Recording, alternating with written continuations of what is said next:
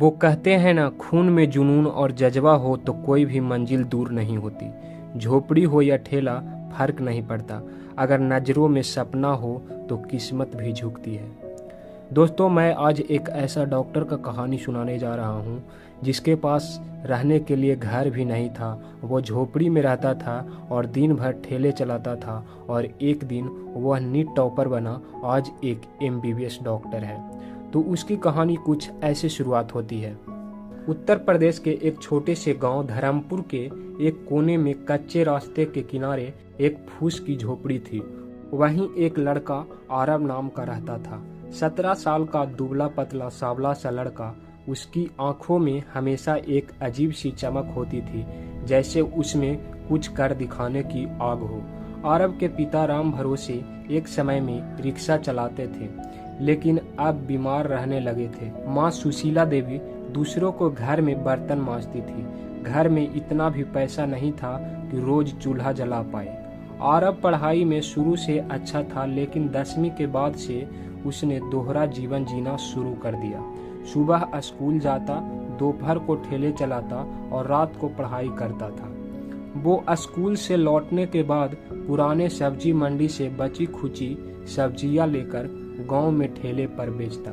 कुछ पैसे मिलते उसे घर चलाता, बिजली का बिल भरना होता था उसी से भरता, किताबें खरीदता, लालटेन का तेल भी उसी से जुटाता था। एक दिन गांव के स्कूल में एक डॉक्टर आया। गांव में मेडिकल कैंप लगा था। डॉक्टर साहब ने जब गांव वालों का इलाज किया तो आरब उन्हें देखता ही रह गया। सफेद कोट, समझदारी से भरे बातें और लोगों की आंखों में उनके लिए सम्मान। वो रात को आकर माँ से बोला, माँ मैं डॉक्टर बनूंगा। माँ की आंखें भर आई। हंसी और दुख के बीच मुस्कान के साथ बोली, बेटा सपना तो बहुत अच्छा है, लेकिन पढ़ाई बहुत महंगी होती है। आरब ने जवाब दिया, मैं ठेला चला लूंगा, साइबर कैफे जाऊंगा, खुद पढ़ूंगा, बस मुझे सपोर्ट करना। उस रात के बाद आरब का जीवन बदल गया। अब उसका ठेला दिन में चलता और दिमाग में सिर्फ एक बात गूंजती, नीट में टॉप करना है। गांव में कोचिंग नहीं थी, पास के शहर तक जाने के पैसे नहीं थे। उसने पुरानी किताबें इकट्ठे की, कहीं से NCERT, कहीं से MTG और YouTube जैसे फ्री संस्थानों का इस्तेमाल करने के लिए हर रविवार साइबर कैफे में जाकर 5-6 घंटे पढ़ता। रात को लालटेन में पढ़ता था, पंखा नहीं था, गर्मी में भी किताबें सीने से चिपकती रहती। लोग मजाक उड़ाते, अरे ये ठेले वाला डॉक्टर बनेगा, पहले खुद को तो ठीक से खिला ले। पर आरब चुप रहता। उसके कानों में बस माँ की आवाज गूंजती, बेटा तू कर सकता है। 2024 का साल आया। नीट की परीक्षा की घोषणा हुई। आरब ने एक एक विषय के लिए टाइम टेबल बनाया।